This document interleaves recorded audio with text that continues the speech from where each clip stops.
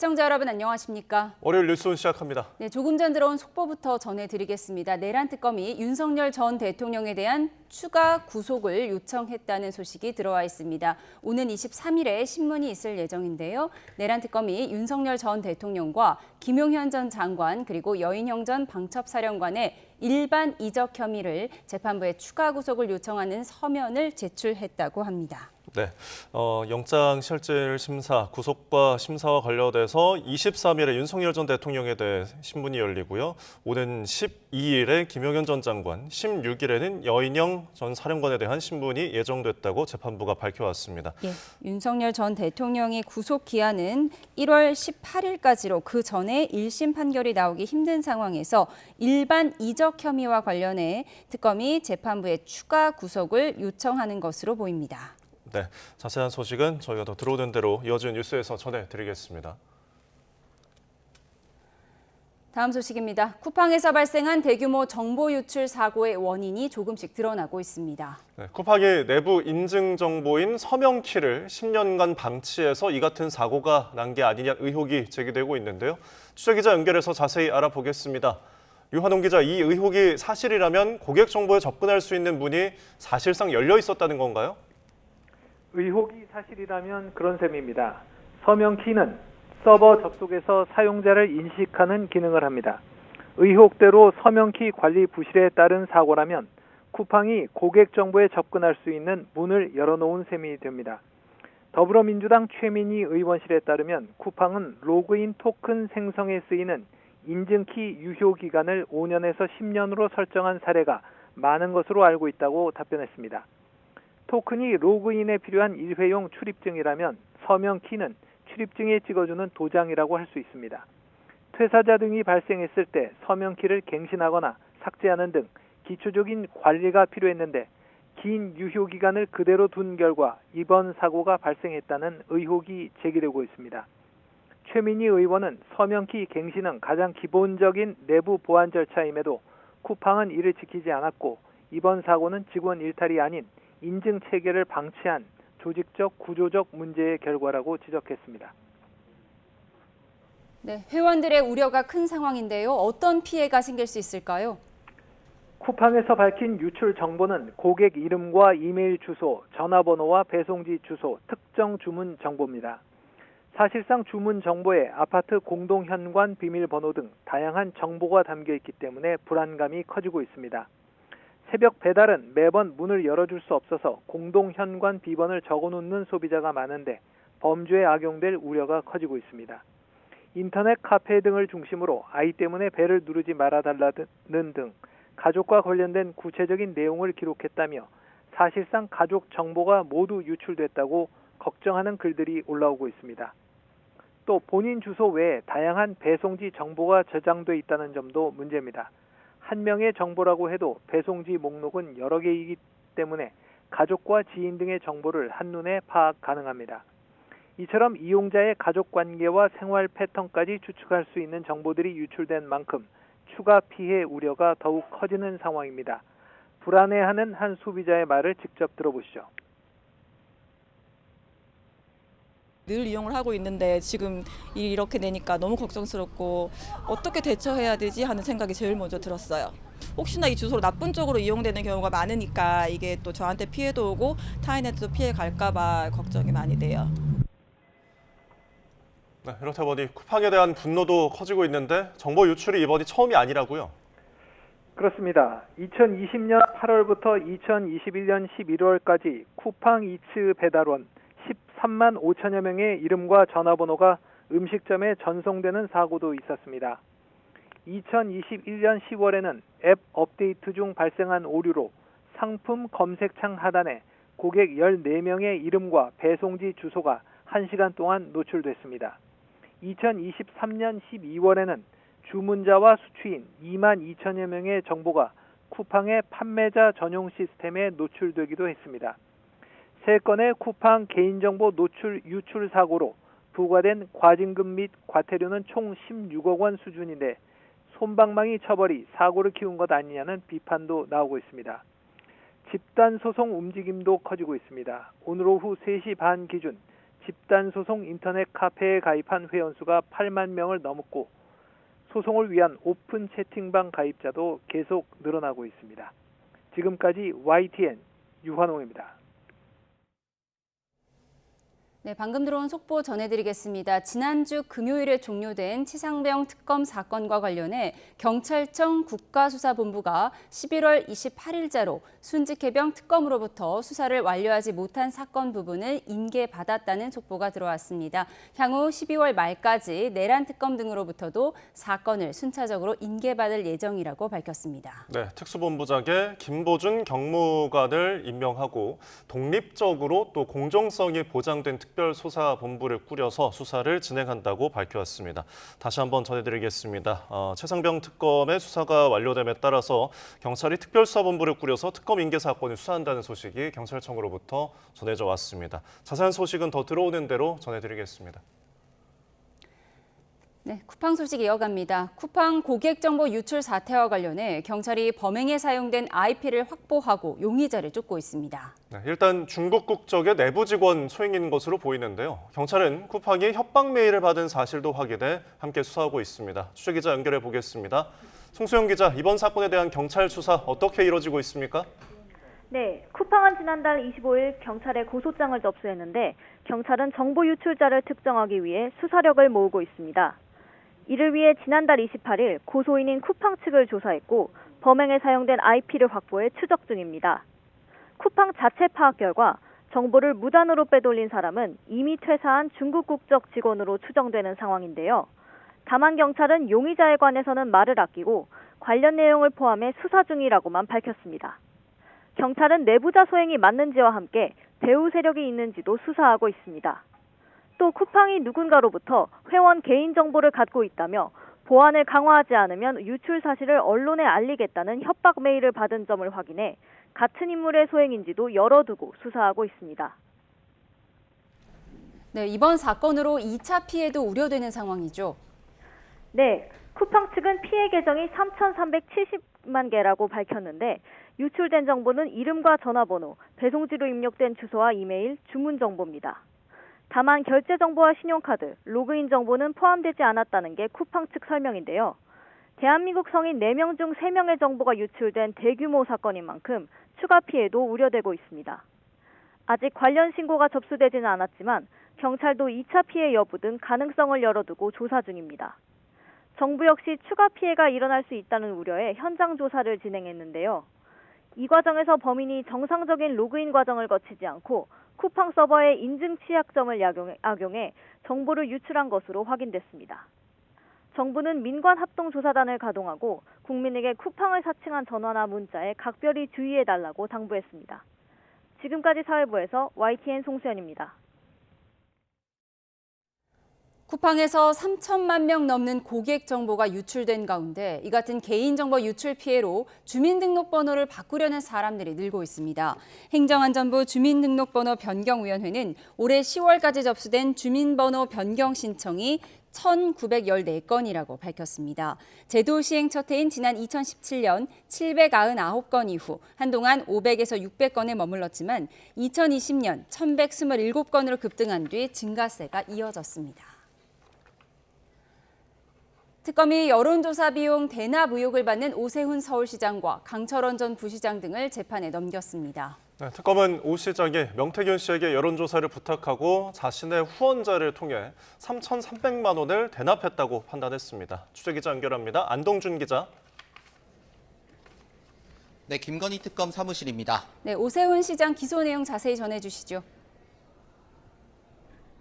네, 특검은 오늘 오세훈 서울시장을 정치자금법 위반 혐의로 불구속 기소했습니다.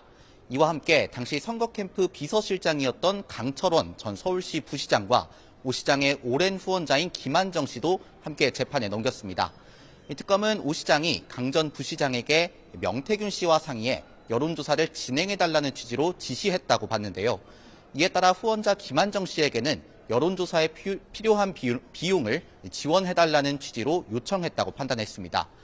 이 특검은 이 같은 요청에 따라 명 씨가 총 10회에 걸쳐 여론조사를 진행했고 총 5회에 걸쳐 3,300만 원을 지급했다고 판단했습니다. 네, 이번 기소에 대한 오 시장의 입장은 어땠습니까? 네, 오 시장은 언론 공지를 통해 민주당 하명 특검의 오세훈 죽이기라며 강하게 반발했습니다. 명태균 씨의 거짓말뿐인 사건에 특검이 이미 결론을 정해놓고 무리한 짜맞추기 기소를 했다는 건데요. 오 시장은 1년 2개월 수사 과정에서 휴대전화 8대를 포렌식 조사했지만 직접 증거는 하나도 없었다고 주장했습니다. 여기에 명시 여론조사는 모든 것이 조작된 가짜였고 내가 오세훈을 어떻게 엮는지 보라는 명씨 말을 언급하며 진술의 신빙성을 부인했습니다. 네, 모레 김건희 씨 재판은 결심 공판이 예정돼 있는데 추가 기일이 잡힐 수도 있다고요? 네, 그렇습니다. 김건희 씨 측은 YTN과의 통화에서 특검이 추가 제출한 증거에 대해 동의하지 않겠다는 방침이라고 밝혔습니다. 추가 증거는 최근 검거돼 구속된 도이치모터스 주가 조작 공범 이모 씨에 대한 피의자 신문 조서인데요. 김 씨 측은 이 씨를 주가 조작 공범으로 볼 수 없고 특검 측이 제출하지 않은 증거 가운데 김건희 씨에게 유리한 것도 있어 차라리 증인 신문을 통해 다투겠다는 입장입니다. 모레는 김건희 씨의 자본시장법 위반과 알선 수재 등 혐의 결심 공판이 예정돼 있었는데요. 만약 재판부가 이 씨에 대한 추가 증인 신문 기일을 잡기로 결정한다면 김 씨에 대한 구형이 이뤄지는 결심 공판은 연기될 가능성도 있습니다. 지금까지 김건희 특검 사무실에서 YTN 안동준입니다. 국민의힘 추경호 전 원내대표의 구속영장 심사를 하루 앞두고 정치권 공방이 격화하고 있습니다. 민주당은 조희대 대법원장 체제에서 내란 혐의 재판이 지지부진하다며 사법개혁 필요성을 역설했고 국민의힘은 영장 기각을 확신하면서 대반격의 신호탄이 될 거라고 말했습니다. 자세한 내용 추 기자 연결해 들어보겠습니다. 박희재 기자. 네, 국회입니다. 네, 추경호 전 원내대표 영장 심사를 앞두고 정치권 전운이 감돌고 있죠. 네, 그렇습니다. 국민의힘 추경호 전 원내대표의 구속영장 심사를 하루 앞두고 더불어민주당은 사법부를 향한 공세 수위를 더 끌어올렸습니다. 정청래 대표는 오전 회의에서 조희대 대법원장 체제에서 특검의 영장 기각률이 매우 높다며 내란 세력 방패막이라고 비판했습니다. 윤석열 전 대통령의 내란 혐의 사건 재판도 지지부진하다며 올해 안에 내란 전담 재판부 설치뿐만 아니라 사법개혁이 필요하다고도 지적했습니다. 관련 내용 들어보겠습니다. 책임자는 한 명도 처벌받지 않았고 지기현 재판부의 침대 축구식 재판으로 내란 속에 윤석열이 또다시 석방돼 거리를 활보하고 다니는 것 아니냐는. 이어서 지난주에 종료된 최혜병 특검을 비롯해 3대 특검이 이번 달에 모두 종료된다면서 미진한 부분을 몰아서 들여다보는 2차 종합특검의 필요성도 강조했습니다. 반면 국민의힘은 민주당의 내란 전담 재판부 추진을 놓고 이재명 대통령이 독재 정권의 총통이 돼서 법원을 주무르려는 것이다. 사법부를 겁박하는 거라고 비판했는데요. 장동혁 대표는 조금 전 인천에서 진행한 장외 집회에서 내일 진행될 추 전 원내대표의 영장심사 기각을 확신한다고 거듭 강조했습니다. 현장 발언 들어보겠습니다. 특검의 영장은 읽기도 역겨운 선유소설입니다.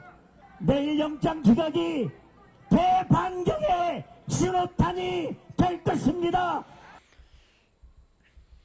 특히 민주당의 2차 종합특검 검토를 두고는 260억 원의 헐세와 대규모 인력을 투입하고도 실패한 특검이다. 지방선거를 위한 정치 공작일 뿐이라고 깎아내렸습니다.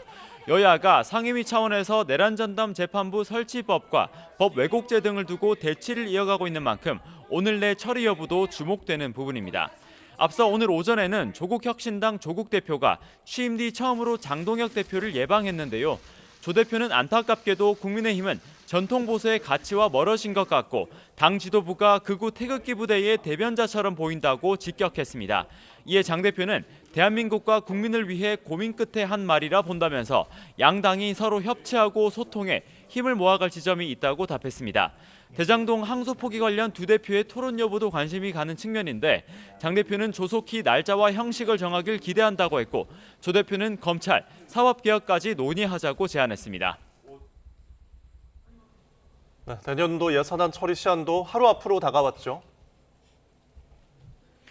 네, 728조 원 규모의 이재명 정부 첫 내년도 예산안 처리 법적 시한이 내일입니다. 여야가 이재명 표 사업인 지역사랑 상품권, 그리고 대통령실 특수활동비와 법인세, 교육세 인상안을 놓고 이견을 좁히지 못하고 있는 건데요. 여야 원내 지도부가 오전 만남에서 결론을 내진 못한 가운데 예결위 간사들이 별도로 만나 추가 논의한 뒤 재협상을 이어갈 방침입니다. 이견이 좁혀지지 않는다면 정부안 원안대로 내일 본회의에 자동 부의가 되는데요. 다만 정기국회 종료 시점인 오는 9일까지 예산안 수정안 마련도 가능한 상황이라 여야 협상 여지는 있는 만큼 당분간 양측 간의 수싸움은 치열하게 이어질 것으로 보입니다. 이 밖에 국회 과학기술정보방송통신위원회는 쿠팡의 3,370만 개에 이르는 대규모 개인정보 유출 사고와 관련해 내일 긴급 현안 질의를 열기로 했습니다. 박대준 쿠팡 대표와 배경훈 부총리 겸 과학기술정보통신부 장관, 한국인터넷진흥원 관계자 등 관계자들이 출석하도록 조율한다는 계획입니다. 지금까지 국회에서 YTN 박희재입니다. 12.3 비상계엄을 1년 앞두고 유재성 경찰청장 직무대행이 계엄 당시 경찰의 과오를 인정하고 대국민 사과했습니다. 유 직무대행은 오늘 전국경찰지휘부 화상회의에서 국민의 자유와 사회의 질서를 지켜야 하는 경찰이 위헌적 비상계엄에 동원돼 국민께 큰 실망과 상처를 드렸다며 이같이 말했습니다.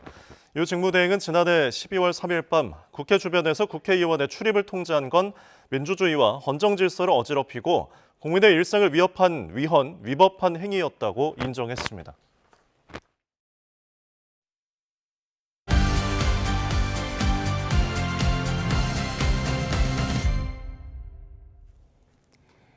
오늘의 정치온 전용기 민주당 의원, 김희정 국민의힘 의원 두 분과 집중 분석해 보겠습니다. 어서 오세요. 네, 안녕하세요. 반갑습니다. 준 강제추행 혐의로 피소된 민주당 장경태 의원 어제 긴급 기자회견을 했습니다. 사건의 본질은 다른 데 있다는 건데요. 첫 번째 키워드에서 확인하시죠. 장경태 의원, 지난해 10월 그날 성추행은 없었고 사건의 본질은 데이트 폭력이라고 했습니다. 들어보시죠. 추행은 없었습니다. 이 사건은 데이트 폭력 사건입니다. 남친이란 자의 폭언과 폭력에 동석자 모두 피해자이자 일부 왜곡 보도로 사안이 변질됐습니다.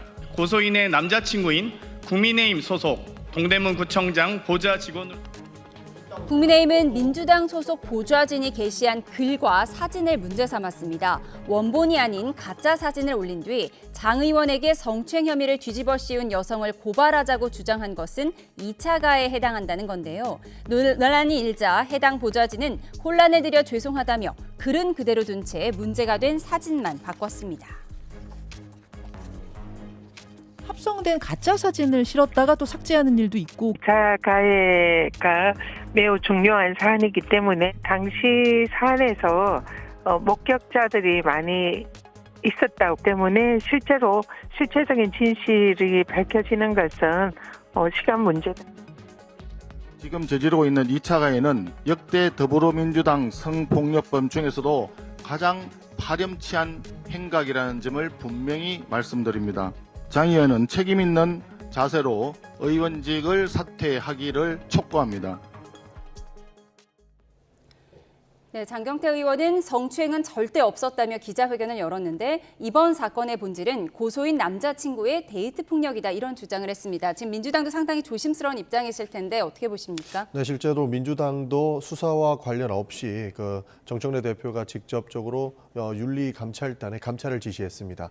수사와 다른 점은 윤리감찰단은 당장에 지난주부터 사실 사건이 불거졌는데 지난주부터 조사가 이루어질 수 있는 신속함을 가지고 있습니다. 그렇기 때문에 이번 주중으로는 그 관련된 내용이 얼추 대표에게는 보고되지 않을까 싶은데요. 그 조사 이후에 그리고 수사관계 이후에 입장을 내는 것이 바람직하다라는 기본적인 입장을 가지고 있습니다. 그리고 이 사건의 본질이 무엇이냐라고 하는 질문에서는 사실 지금 당사자들의 주장과 간접적인 증거 영상들만 가지고 있습니다. 실제로 장경태 의원은 언론사를 상대로도 이에 관련된 증거를 달라 말라 이런 얘기까지 하고 있는 것이거든요. 그렇기 때문에 저희가 이 사건의 본질은 무엇인가 무엇이다라고 단정하기는 굉장히 어려운 부분이 있기 때문에 조심스럽게 주장을 해야 되는 것이고 지금 이 사건의 본질이 무엇이다라고 이야기하는 것은 궁예 관심법 정도이기 때문에 저는 삼가해야 된다는 말씀 좀 드리고 싶습니다. 예, 국민의힘에서는 이렇게 현역 의원이 기자회견한 것 자체가 2차 가해고 또 이 피해 여성을 공격하기 위해서 가짜 사진을 동원했다 이런 주장을 하더라고요. 네, 명백한 2차 가해죠. 반성은 전혀 없었습니다.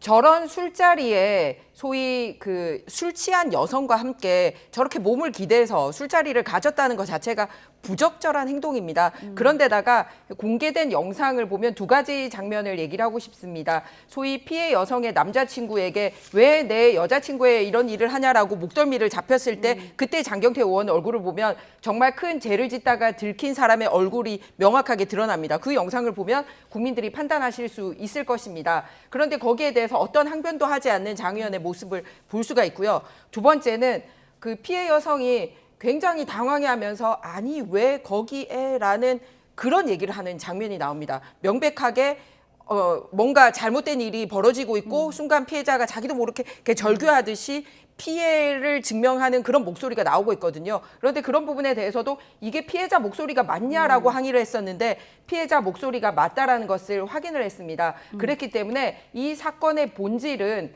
술 취한 여성 보좌진에게 성추행을 했느냐에 대한 부분입니다. 그런데 그런 얘기는 일체 없이 완전히 다른 얘기로 프레임 전환을 하고 있습니다. 무슨 얘기냐면 쓰레기 더미가 이만큼 있는데 그냥 포장지 가지고 와서 예쁜 포장지 뒤집어 씌우면서 아 이거 선물이야 라고 바꾼다고 그 쓰레기 더미가 크리스마스 선물로 바뀝니까? 절대로 바뀌지 않습니다. 그래서 명확하게 사실 규명을 해야 되는 당사자이고 부끄러워해야 되고 국민들께 이런 사건에 연루된 거에 대해서 사과를 해야 되는데 일체의 그런 모습이 없기 때문에 다른 앞선 이런 성추행 사건까지 다 소환되고 있는 그런 상황입니다. 예, 성추행이었는지 데이트 폭력이었는지 앞으로 향후 수사 결과를 좀 지켜봐야 할 것 같습니다. 그런가 하면 계엄 1년이 코앞으로 다가왔지만 국민의힘 상황은 녹록지 않아 보입니다. 다음 키워드 확인하시죠. 장동혁 대표는 하나로 뭉치자고 했지만 계엄에 대한 인식조차 집안 정리가 되지 않고 있습니다. 지난 주말 장애 집회 현장으로 가보시죠.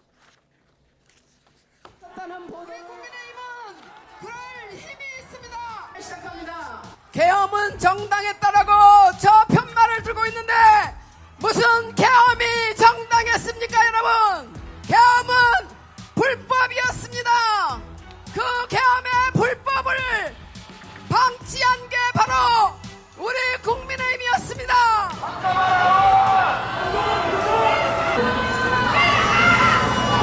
내려가라면 내려가지요. 나와 뜻이 다르다고 이렇게 하면 우리 앞에 길이 없습니다. 위기의 상황을 돌파하지 못하고 우리의 대통령을 탄핵시킨 그들 이제 입 좀 다물어야 되지 않겠습니까? 이렇게 장외 집회에서 당내 이견을 공개적으로 분출한 국민의힘, 오늘 아침에도 연장전이었습니다. 계엄은 계몽이 아닌 악몽이었습니다. 우리는 대통령의 오판을 막지 못했습니다. 소장파라 그러는데 무슨 소장파인지 잘 모르겠습니다. 그래서 민주당들이 우리한테 내란당은 당 내란당 그러고 소리를 지르는 거예요. 그러면 우리도 같이 맞고함을 지르게 되거든요. 그런 말씀들 많이 하시는 분들은 너무 우아하게 앉아 계시더라고요. 네. 소장파인 양양자 최고위원은 오늘 최고위원회의에서도 작심 비판을 이어갔습니다. 계엄은 계몽이 아닌 악몽이었다며 당의 반성을 강조했는데요. 이 12.3 비상계엄 1년이 다가오는데 지금 장동혁 대표의 속내는 어떤 것 같습니까? 장동혁 대표의 개인 속내 여부는 제가 판단하기 힘듭니다만 국민의힘 공식적인 입장에 대해서 다시 한번 국민들께 말씀드리고자 합니다. 작년 12월 7일 날 국민의힘 국회의원 일동으로 대통령 이 계엄 부분에 대한 입장문을 공식화해서 낸 적이 있습니다. 대통령의 비상계엄령 선포로 인해 큰 충격과 불안을 겪으신 국민 여러분께 진심으로 사과의 말씀을 드립니다. 이번 사태에 대해 여당으로서 무거운 책임감을 통감하고 있습니다. 비상계엄 선포의 모든 과정에 대한 철저한 진상규명과 함께 상응하는 법적인 후속 조치가 뒤따라야 할 것입니다. 라고 저희가 작년 12월 7일에 국회의원 전원의 이름으로 국민들께 발표를 한 바가 있습니다. 그리고 그 이후에 소위 당 지도부는 몇 번 바뀌었습니다. 김용태 비대위원장도 있었고 그리고 김문수 대통령 후보도 있었고 지금의 송원석 원내대표도 있습니다. 제가 방금 말씀드린 그 기조와 거의 비슷한 기조로 계엄에 대한 국민들에 대한 사과가 항상 취임할 때마다 계속 있었다는 말씀을 드리고 저희 국민의힘 국회의원들은 12월 7일 제가 방금 읽어드린 그 말씀 하에서 1년을 정말 하루를 1년같이 그런 심정으로 국민들께 사과하고 하지만 이거를 통해서 민주당의 폭거나 이재명 정권의 폭거가 있어서는 안 되기 때문에 힘을 합쳐 역할을 해야 되겠다는 그 심정으로 오늘날까지 있다라는 그런 공식 말씀을 다시 한번 드립니다. 예, 지난 1년 동안 여러 차례 계엄에 대한 사과는 했다라고 김희정 의원님께서 말씀을 해주셨어요. 다만 이제 여전히 계엄 1년을 전후해서 대국민 사과를 따로 할까 말까 이 문제를 놓고 약간의 분열 양상을 보이는 것 같은데요. 국민의힘 개개인 의원들은 어떤 생각을 하고 있을까요? 한 언론이 전수조사를 했는데요. 화면으로 함께 보시겠습니다. 네, 응답한 82명의 의원 가운데 비상계엄 1년이자 장동혁 대표 취임 100일인 12월 3일 당 지도부가 사과 메시지를 내는데 찬성한 의원이 총 43명으로 응답자 절반을 넘었습니다. 윤 전 대통령과의 절연이 필요한가라는 질문에는 찬성과 반대가 팽팽한 걸 확인할 수 있습니다. 네, 계엄에 대한 사과가 필요하다라는 의원이 절반을 넘었는데 윤석열 전 대통령과의 절연이 필요하다. 이 부분에 있어서는 찬성과 반대가 또 팽팽하단 말이에요. 이거 어떻게 해석해야 할까요? 지금 국민의힘이 하고 있는 것들은 철저하게 정치적 계산을 하고 있다고 봅니다. 방금 말씀 주신 것처럼 김희정 의원님처럼 반대하고 이거 계엄에 대한 명확한 사과를 해주시고 미래로 나가야 된다라고 생각해 주신 분이 있는 반면에 아직까지 윤석열 전 대통령을 면회한 대표가 있다고 하든지 그리고 아직까지 계엄에 대한 사과를 하면 안 된다라고 선동하는 정치인들이 국민의힘에 남아있다는 것은 결국 그 사람들의 가지고 있는 모든 진정성마저 저는 훼손되고 있다라고 평가할 수밖에 없습니다. 그러니까 일각에서는 국민의힘이 오히려 사과를 해놓고 국민들의 뒤통수를 치고 있다라고 이야기를 하고 있는 것이거든요. 그렇기 때문에 지금 이런 논란들이 더 커질 수밖에 없는 것이라고 생각을 하고요. 기본적으로 계엄에 대한 사과를 저는 왜 못하는지 절대 이해를 못하겠습니다. 예. 지금 장동혁 대표의 이야기를 빌려보면 민주당의 프레임에 놀아나지 않기 위해서 계엄에 대한 사과를 보류하고 있는 듯한 모습을 보이고 있는데 민주당의 사과라고 했습니까? 그날은 전 국민을 상대로 한 비상계엄령이었습니다. 네. 전 국민은 자유를 박탈당하고 잘못된 행위를 정치적 행동 잠깐만 하더라도 포고령 위반으로 끌려가서 어떠한 문제가 될지도 모르는 상황에 놓였는데 그 상황을 사과하라 했더니 민주당의 프레임에 들어가서는 안 된다라는 궤변을 내려놓고 있는 것이거든요.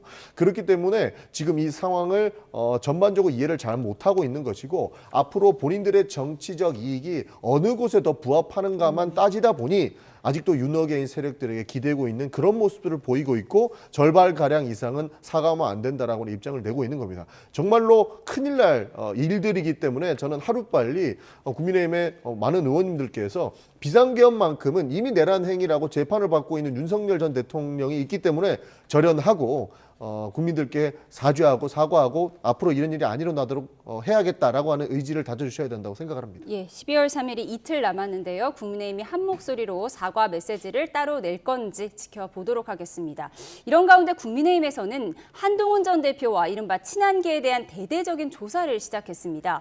김종혁 전 최고위원에 대해서는 당원에 대해 모욕적으로 표현하고 비하했다는 이유로 징계에 착수했는데 어떤 말이 문제가 된 건지 과거 발언 들어보시죠. 장동혁 대표가 윤 전 대통령을 면회하고 나서 한 얘기들 있지 않습니까? 네. 성경 말씀과 기도로 단단히 무장하고 계셨다. 근데 그 얘기 자체가 이해가 되지 않아요. 왜냐하면 아시다시피 윤석열 전 대통령은 후보 토론 때 손에다가 왕자 쓰고 나온 분 아닙니까? 거기다가 천공, 건진 뭐 이런 무속인들에 의해서 여러 가지 영향을 받았다고 하는 건 널리 알려진 사실입니다. 뭐 이번에도 뭐 체포영장인가 하려고 했더니 뭐 성경을 읽고 있었다. 뭐 혹시 그러면 그분이 무슨 뭐 기독교의 귀의를 했다라든가 그러면 회개부터 시작하셔야죠. 네. 친한동훈계인 김종혁 전 최고위원에 대한 징계 사유를 보면 윤석열 전 대통령의 종교 행위를 희화화하고 신천지를 사이비로 규정해 당원을 비하했다는 것입니다. 김종혁 전 최고위원은 이런 움직임에 헛웃음만 난다 이렇게 얘기했는데 지금 장동혁 대표가 하나로 뭉치자면서 지금 한동훈계를 몰아내려는 것이 아니냐 이런 분석이 나오고 있는 상황이에요. 어떻게 보세요? 특정 계파를 놓고 자꾸 얘기하는 것은 저희의 그 제1야당을 분열시키려는 의도로 보입니다.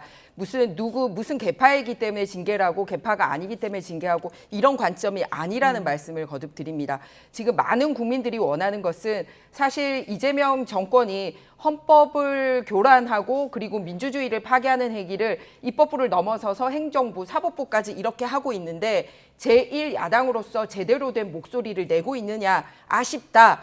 국민의힘을 응원해 왔지만 당신들 제대로 못하고 있지 않느냐라는 비판이 굉장히 큰 상황입니다. 그렇다면 소위 전선이라고 부른다라면 그 전선을 우리는 명백하게 여당 그리고 이재명 정권의 잘못을 가지고 하나로 나아가야 되는데 이미 국민들 내리에서 잊혀졌던 우리 내부 문제에 대해서는 소위 안으로 자성할 필요는 있지만 안에서 자성하는 과정은 거치지 않고 자꾸 언론에 나가서 이거를 막 프레임을 만들고 이런 식으로 하는 게 실제로 당 개혁에 크게 도움이 되지 않는다라고 판단을 하고 있는 것입니다. 그래서 정말 잘못된 게 있다면은 언론에 나가서 막 얘기를 하고 하는 게 아니라 내부에서 그걸 고칠 수 있도록 최선을 다해야 하는 것이고 실제 밖에서 우리 당이 보여야 하는 행동은 지금 현재 헌정 질서를 무너뜨리고 있는 부분에 대해서 여러 가지 사실관계 입각해서 여당에 대응해서 싸워야 되는데 그러지 못하는 행위에 대해서는 당이 이제 제재를 할 필요가 있다라고 판단을 한 것 같습니다. 그렇기 때문에 이런 걸 가지고 자꾸 개파적인 해석을 하는 것은 삼가해 주십사 하는 부탁 말씀을 드립니다. 개파적인 해석은 아니라고 하셨는데 어쨌든 한동훈 전 대표의 가족에 연루된 의혹이 있는 당원 게시판 조사 이 부분에 있어서 김희정 의원님께서 개인적으로는 어떻게 생각하세요? 사실 저는 이 사건이 처음 불거졌을 때 그 당사자로 지목되셨던 분이 보다 명쾌하게 입장을 밝히고 정리를 하고 넘어갔었으면 가장 좋지 않겠나라는 생각을 하고 있습니다. 그때는 사실 뭐 지금과 같은 계엄이나 탄핵 같은 문제도 없었고 여당이었고 하기 때문에 뭔가 문제가 있다면 빨리 밝히고 그리고 사과해야 될 게 있으면 사과를 하고 이렇게 하고 갔으면은 문제가 이렇게까지 질질 끌면서 커지지 않았을 텐데 상당히 아쉽다는 말씀을 드립니다.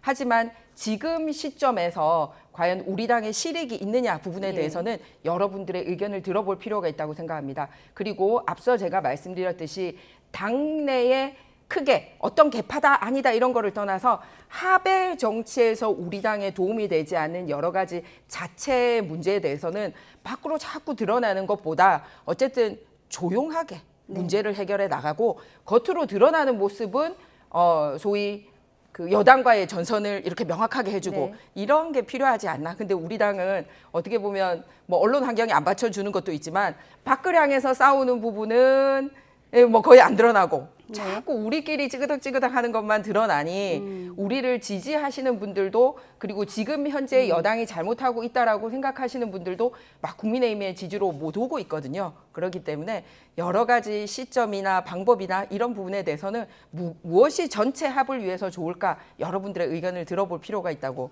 생각합니다. 예. 그런가 하면 당내 소장파들의 윤 전 대통령 부부를 향한 비판은 더 격해지고 있는데요. 다음 키워드에서 확인하시죠. 네, 무엇이 천박한 걸까요? 배현진 의원과 윤석열 전 대통령을 변호하는 김계리 변호사가 때 아닌 설전을 벌였습니다.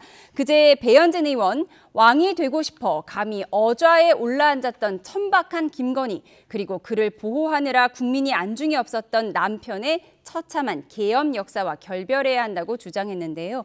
이에 김계리 변호사는 누가 누굴 보고 천박을 운운하는지 글의 수준을 보고 피식했다며 거울을 보라고 반박했습니다. 이에 배현진 의원, 본인 말대로 아무것도 아닌 그저 남편 운만 좋았던 한 민간인이 뇌물을 받으며 사고친 천박함을 천박하다고 했을 뿐이라며 여기에 긁혀서 발작하는 희한한 자들이 있다고 공세를 이어갔습니다. 그런가 하면 윤석열 전 대통령이 전한길 씨에게 옥중 자필 편지를 보내 선생님은 하나님이 주신 귀한 선물이라고 표현했다고 하는데요. 정치권 반응 들어보시죠. 국민들이 그렇게 동의하지 않을 것 같아요. 국민 다수는 나에 대해서 좀 잘못했다고 얘기하고 반성하라고 얘기하고 그렇다라는 걸 현실 인식을 좀 직시를 했으면 좋겠어요. 신앙을 파는 비루하고 뻔뻔한 행태까지 보입니다. 극우 유튜버에게 보내는 편지는 민주주의를 향한 조롱입니다. 거의 정신 나간 소리를 하며 부정선거 음모론자들에게 안부를 전했습니다.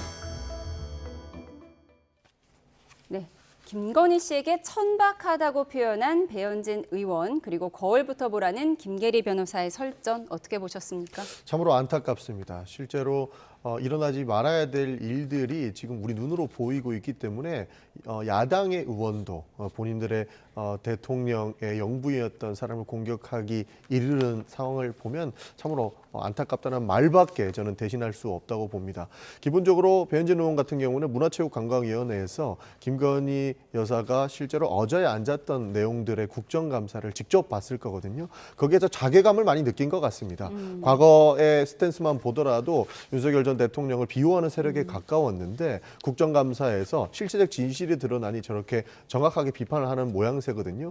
여기에서 더 천박한 수준이 무엇이냐라고 본다면 제가 답변을 하긴 어렵습니다만 그래도 김건희 여사가 굉장히 많은 혐의로 재판을 받고 있음에도 불구하고 그를 두둔하는 모습들이 저는 더 안타까움을 국민들께 자아낸다 정도의 평가를 할 수 있을 것 같습니다. 예, 그런가 하면 윤 전 대통령의 옥중 편지도 공개가 됐는데 전한길 선생님은 하나님이 보내주신 선물이라고 표현했다고 합니다. 이를 두고 이제 박지원 의원이 그런 건진법사는 부처님이 보낸 선물이냐 이렇게 좀 비꼬기도 했더라고요. 실제로 뭐 하나님의 선물이라고 하면서 본인들을 비호하는 세력들의 규합을 원하는 모양새를 저는 띠고 있다고 보고 있습니다. 왜냐하면 전한길 씨가 지속적으로 뭐 국내에서 외국에서 어디에서건 논할 것 없이 윤석열 대통령을 구해야 된다라는 스탠스를 취하고 있지 않습니까? 그것이 국민들의 여론에는 크게 영향은 없지만 본인의 굳건한 지지층들에게는 강력한 메시지가 되고 있기 때문에 그 사람들만이라도 뭉쳐서 자신의 편을 들어달라라고 하는 메시지로 저는 읽었습니다. 그래서 여러 가지 비아냥과 조롱의 메시지는 담을 수 있겠습니다만 지금 윤석열 전 대통령이 가지고 있는 혐의의 내용에 비하면 어떠한 말로도 대신할 수 없이 국민들께 반성하는 모습을 보여야 된다는 정도로만 말씀드릴 수 있겠습니다. 예, 누가 천박한가 배현진 의원과 김계리 변호사의 설전을 짚어봤습니다. 네, 다음 주제 살펴보겠습니다. 민주당이 한덕수 전 총리에 대한 항소심부터는 내란 전담 재판부가 담당하도록 추진하겠다 이렇게 밝혔는데요. 국민의힘은 탈헌법적이라고 반발했습니다. 오늘 법사의 장면 보고 오시죠. 내란 특별재판부는 나치 특별재판부라고 말할 수밖에 없습니다. 입법이라는 이름의 폭력으로 이것을 파괴하는 것, 이것이야말로 국헌을 문란하는 내란이라고 말씀드립니다. 79년이 지난 지금도 나치 전범들에 대해서 재판을 하고 있습니다. 지금 윤석열 내란 당시에 전화 통화를 하신 나경원 의원님, 윤석열과 무슨 전화 통화했습니까? 공정한 재판, 내란 전담 재판부를 구성할 수 있도록 하는 것이 국회의원의 도리일 것입니다. 네, 민주당이 추진하고 있는 내란 전담 재판부 2심부터는 이렇게 하자라는 입장입니다. 국민의힘에서는 탈헌법적 발상이다, 나치 재판부다 이런 얘기가 나왔네요. 네, 맞습니다. 독일의 나치도 모든 것을 그냥 입으로만 했던 게 아니라 법이라는 형태로 했었습니다. 소위 수권법을 통해서 사법부를 장악을 해서 뭔가 법에 맞게 진행이 되는 것처럼 했습니다만 사실은 엄청난 인권 유린이 있었었거든요. 똑같습니다. 지금도 입법부의 절대 다수를 차지하고 있다 보니 모든 것을 법으로 하려고 하고 있거든요. 그래서 특별재판부를 만들겠다라고 하는데 우리의 헌법에서는 명확하게 군사법원만 특별재판부로 두고 있습니다. 그 이외의 특별재판에 대한 것은 전혀 언급이 없기 때문에 이런 부분에 대해서는 위헌이다라는 말씀을 드립니다. 아울러서 이 명백하게 헌법에는 법원의 구성에 대해서도 명시를 하고 있는데요.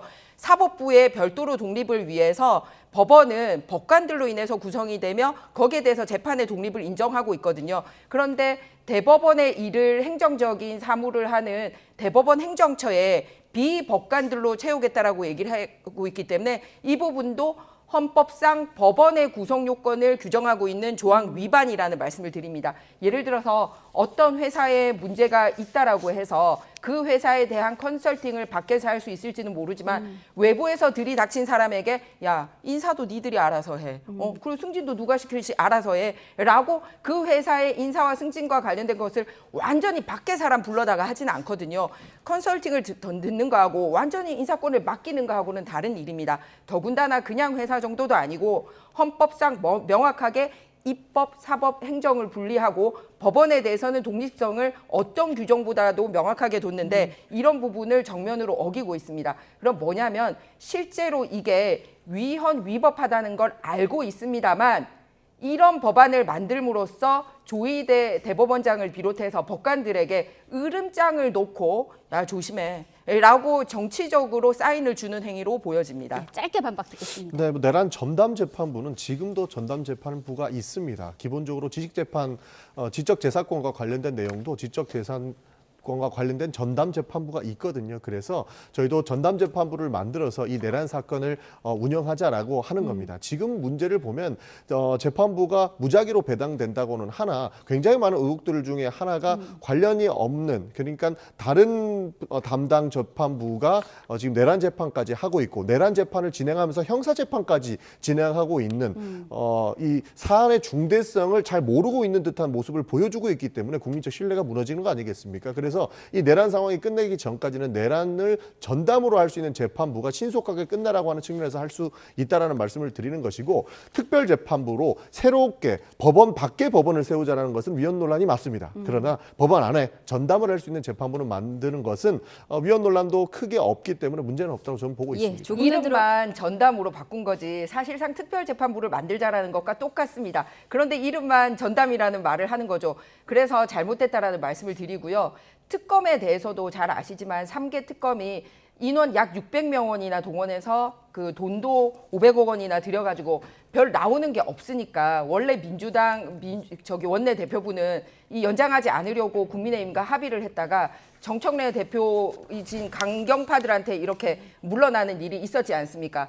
그렇듯이 특검에서도 뭐가 안 나오니까 재판부를 장악하려고 하는 거고, 아울러서 공무원들에게 말도 안 되는 TF 만들어서 75만 공무원들 휴대폰 보자고 하고 이런 것들을 하고 있는 것입니다.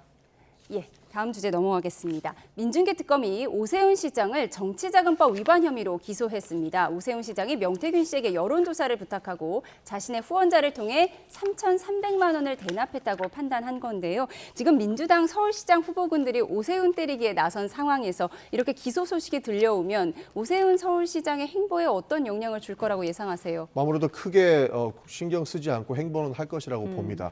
그러나 분명한 문제가 있다면 처벌을 받을 것이라고 생각을 합니다. 기본적으로 국정감사에서 명태균 씨가 나와도 본인들은 특검에 가서 조사를 받겠다, 모든 증거는 특검에서 이야기하겠다라고 했고 1:1 면담까지도 특검에서 진행하겠다라고 하는 당당한 모습을 보여왔었는데요. 실제로 그 당당함이 모든 증거와 부합했다면 불기소 처분이 내려졌을 거라고 봅니다. 그러나 특검의 판단은 달랐던 것 같습니다. 앞으로 저는 근거가 없기 때문에 뚜렷하게 말씀을 드릴 수 없겠지만 증거가 있으니까 기소를 했을 것이라고 보고 있는 것이고, 이후에 정치적 행보도 국민의힘에서 잘 판단하리라고 저는 보고 있습니다. 예, 오세훈 서울시장은 이번 기소에 대해서 민주당 하명을 받은 특검의 오세훈 죽이기다, 명태균과 민주당이 한 몸이 되었다 이렇게 반발하고 있는 상황인데요. 오세훈 시장의 입장 발표가 들어오면 또 전해드리도록 하겠습니다. 정치원 여기서 줄이겠습니다. 전용기 민주당 의원, 김희정 국민의힘 의원과 함께했습니다. 고맙습니다.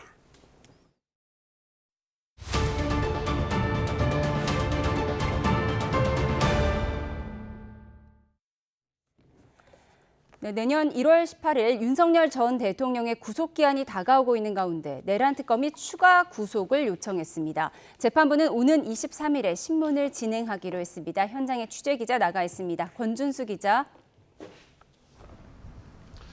네, 내란 특검 사무실이 있는 서울고등검찰청입니다. 네, 내란 특검이 윤석열 전 대통령 재판에서 추가 구속을 요청했다고요?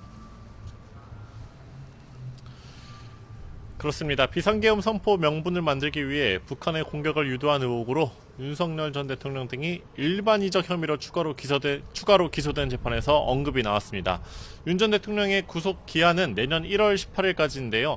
이때까지 내란 우두머리 혐의 등 재판에서 1심 선고가 나오지 않을 경우 석방될 수 있습니다. 이에 특검이 의견서를 통해 추가 구속 필요성을 주장했는데요. 재판부가 오는 23일 윤 전 대통령에 대한 구속 전 피의자 신문을 열기로 했습니다.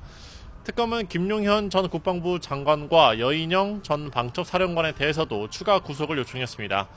각각 김 전 장관은 오는 12일, 여 전 사령관은 오는 16일에 신문을 받게 됩니다. 네, 내일 추경호 의원 영장 심사 일정도 살펴주시죠. 네, 내일 오후 3시 서울중앙지방법원에서 내란 중요임무종사 혐의를 받는 추경호 의원에 대한 구속 전 피의자 신문이 열립니다. 심사가 오후 늦게 시작하는 데다가 재판부가 검토하는 시간도 필요한 만큼 추 의원 구속 여부는 늦게 나올 거로 보입니다. 예상되는 건 오는 3일 새벽으로 가능성이 가장 클 것으로 보입니다. 비상계엄이 딱 1년이 되는 날인데요. 원내대표였던 추 의원은 계엄이 선포된 이후에 윤석열 전 대통령과 2분 5초 동안 통화하면서 협조 요청을 받은 의혹을 받고 있습니다. 특검은 추 의원이 윤 전 대통령의 지시나 요청에 따라 의원총회 장소를 수차례 변경하면서 계엄 해제 결의안 표결을 방해했다고 보고 있습니다. 다만 추 의원은 윤 전 대통령이 통화로 계엄을 미리 알리지 못해서 미안하다 말만 했다며 이 혐의를 전면 부인하고 있습니다. 때문에 치열한 법정 공방이 예상됩니다. 네, 특검이 국민의힘 의원들로부터 당시 국회 상황에 대한 구체적 진술을 확보했다는 사실도 확인이 됐죠. 네, 특검은 현재까지 국민의힘 의원 10여 명을 참고인으로 불러 조사한 것으로 알려졌는데요. 이 조사 과정에서 추 의원이 계엄 해제 결의안 표결이 있을 거라는 사실을 제대로 알려주지 않았다. 이런 진술을 특검이 확보한 것으로 파악됐습니다. 또 국회의장으로부터 통보받은 본회의 개최 시간을 추 의원이 제대로 알렸다면 표결에 참여했을 거라고 언급한 의원도 있는 것으로 전해졌습니다. 특검은 원내대표가 의정활동에 필요한 정보를 신속히 제공하고 설명해야 하는 의무를 명시한 국민의힘 당원에 주목하고 있습니다. 지금까지 내란특검에서 YTN 권춘수입니다. 충북에서 퇴근길에 실종됐다가 44일 만에 시신으로 발견된 여성이 실종 당일 흉기에 찔려 숨진 것으로 확인됐습니다. 경찰은 살인 혐의로 구속된 김 씨에 대해 정확한 범행 동기와 계획 범죄 여부 등에 대해 수사를 마치는 대로 검찰에 송치할 계획입니다. 취재기자 연결해 들어보겠습니다. 김기수 기자, 충북에서 실종됐다가 44일 만에 시신으로 발견된 여성, 실종 당일에 숨졌다고요? 네, 살인 혐의로 구속된 김 씨에 대한 수사를 이어가고 있는 경찰은 피해 여성이 실종 당일 숨진 것으로 파악했습니다. 김 씨는 실종 당일인 지난 10월 14일 피해 여성을 피해자의 차 안에서 흉기로 찔러 숨지게 한 뒤 다음날 자신의 거래처 폐수처리 시설에 시신을 은닉했는데요. 이후 피해 여성의 차량 번호판을 바꾸면서 경찰 추적을 피해왔는데 번호판을 자체적으로 제작하기도 한 것으로 드러났습니다.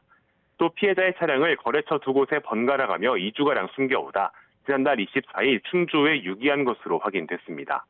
시신과 차량을 유기한 김 씨는 좁혀오는 경찰 수사망에 지난달 26일 폭행치사 혐의로 긴급 체포됐고 경찰의 추궁 끝에 김 씨는 범행 일체와 시신 유기 장소 등을 털어놓으면서 살인으로 혐의가 변경돼 구속됐습니다. 네, 초동 수사가 미흡했다는 지적에 대해서 경찰이 어떤 입장을 내놨습니까? 네, 경찰은 성인 실종 사건에서 강력범죄로의 전원이 늦어진 점에 대해선 아쉽게 생각한다고 밝혔습니다. 최초 신고는 실종된 지 이틀 후였고 경찰은 신고 27일이 지난 이후인 지난달 11일에서야 김 씨를 유력한 용의자로 특정했습니다. 이후 2주가 더 지난 시점인 지난달 26일 피해자의 지인으로부터 김 씨가 위협을 해왔었다는 자료를 확보한 뒤에야 김 씨를 폭행치사 혐의로 긴급 체포한 겁니다. 경찰은 실종 신고 이후 주변인 조사와 통신 수사, 휴대전화와 노트북 등에 대한 포렌식을 진행했고 기동대와 드론, 헬기 등을 동원해 집중수색과 압수수색을 벌이는 등 강제 수사를 해왔고 전담 수사팀도 구성했다고 설명했습니다. 다만 강력범죄 가능성에 대한 판단이 늦어진 점은 아쉽다면서 수사가 마무리되면 잘못된 점 등이 있었는지 살펴보겠다고 덧붙였습니다. 경찰은 김 씨에 대한 신상 공개 여부도 검토하고 있는데요. 김 씨를 상대로 정확한 범행 동기와 계획범죄 여부에 대한 수사를 마치는 대로 이번 주 안으로 사건을 검찰에 송치할 방침입니다. 지금까지 충북취재본부에서 YTN 김기수입니다.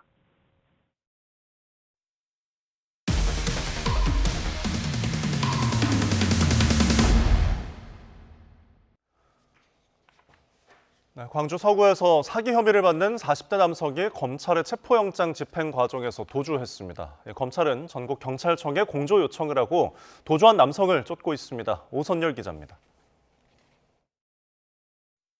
숙박업소 입구에서 검은색 SUV 차량이 빠르게 튀어나옵니다. 골목으로 도주한 차량을 남성이 뒤쫓다 이내 포기합니다. 오전 10시 10분쯤 광주 서구의 한 번화가에서 피의자 46살 남성 A씨가 도주하는 모습입니다. 회장한 남자네. 체포영장하고 데리고 와서 대회 타고 왔는데 검찰은 특정경제범죄 가중처벌법상 사기 혐의를 받는 A씨를 잠복 수사를 통해 숙소 6층에서 붙잡았습니다. 1층으로 내려온 A씨는 짐을 챙기겠다고 말한 뒤 수사관들의 감시가 소홀한 틈을 타 그대로 차를 타고 달아났습니다. 당시 체포 현장에는 수사관 3명이 있었는데도 피의자 1명이 도주하는 것을 막지 못했습니다. 이 과정에서 도주 차량을 막던 수사관 1명은 다친 것으로 알려졌습니다. 그다음 차가 보니까 막았는데 밀어본 거죠. 다쳐가지고 차는 도망갔고요. 당시 검찰은 A씨에게 수갑을 채우지 않았던 것으로 파악됐습니다. 체포영장 집행 과정에서 A씨를 놓친 검찰은 10여 분 뒤 전국 각 경찰청에 공조를 요청했습니다. 차량을 위해서 바로 지차 타고 조지해버렸습니다. 차량 공연에서 차량을 추적하면 검찰과 경찰은 도주 차량의 동선을 추적하는 등 A씨의 행방을 쫓고 있습니다. YTN 오선일입니다. 지난달 스스로 세상을 떠난 이동통신사 대리점 직원이 대표에게 상습적으로 폭행을 당했다는 의혹과 관련해 경찰이 매장에 CCTV 본체를 확보했습니다. 전남 목포경찰서는 숨진 직원 고 박성범 씨를 생전에 상습 폭행에 다치게 한 혐의로 유족에게 고소당한 이동통신사 대리점 대표 40대 A씨 측으로부터 최근 CCTV 본체 기계를 이미 제출받았다고 밝혔습니다. 경찰은 영상 삭제 여부를 확인한 뒤 국립과학수사연구원에 디지털 포렌식을 의뢰할 방침입니다.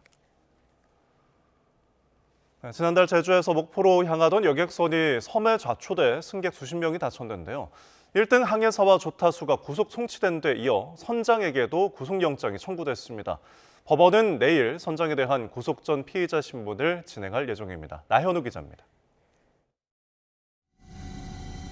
목포로 향하던 대형 여객선이 섬을 그대로 들이받아 좌초된 사고.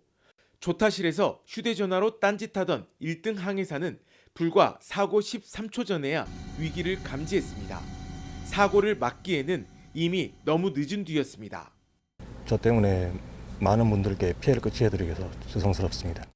사고 당시 선장은 조타실이 아닌 자신의 방, 선장실에 머물렀던 것으로 파악됐습니다. 섬이나 암초가 많아 각별한 주의가 필요한 항로인데도 방에서 나오지 않았던 겁니다. 선원법에는 항구를 출입하거나 좁은 수로 등을 지날 때 선장이 직접 지휘하게 돼 있습니다.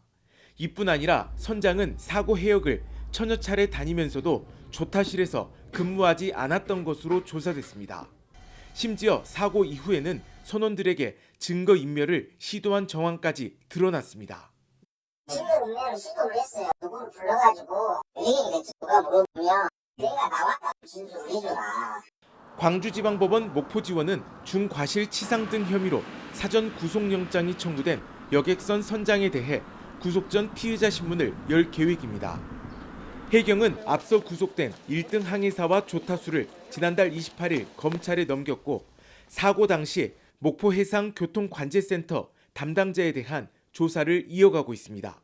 YTN 나연호입니다.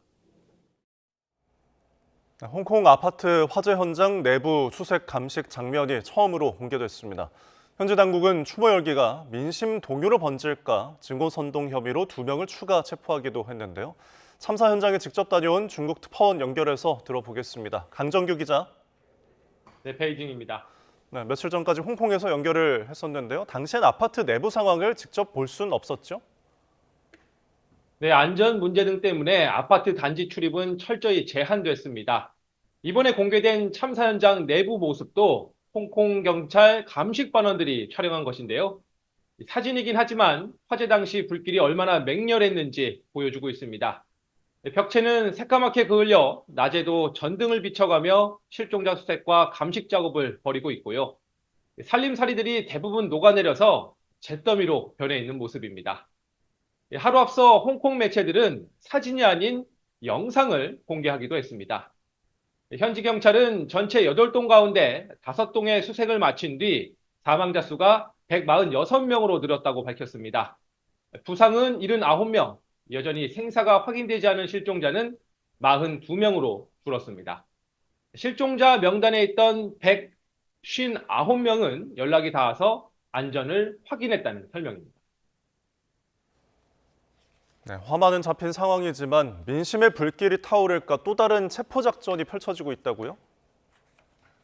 네, 오늘이 이번 참사 희생자들에 대한 공식 애도 기간 마지막 날입니다. 주말과 휴일 사이 참사 현장엔 추모객들의 발길이 줄을 이었습니다. 꽃다발과 추모 메시지들이 쌓여가는 현장엔 권총을 찬 경찰들도 배치돼 미묘한 긴장감이 흘렀는데요. 실제 홍콩 매체들은 어제 오후 전직 구의원과 여성 자원봉사자 등 2명이 체포됐다고 전했습니다. 이번 참사와 관련해 정부를 증오하도록 대중을 선동한 혐의입니다. 앞서 책임 규명과 제도 개선을 촉구하며 온라인 청원을 주도한 대학생이 체포된 지 하루 만입니다. 당시 홍콩 보안당국은 반중 세력이 불순한 의도로 소란을 일으키려 한다며 반역적 언행과 분열 선동에 미혹되지 말라는 경고 성명을 올리기도 했습니다. 2019년 반중 시위와 같은 민심 동요로 이어질까 정치적 진화에 나선 셈입니다. 지금까지 베이징에서 YTN 강정규입니다.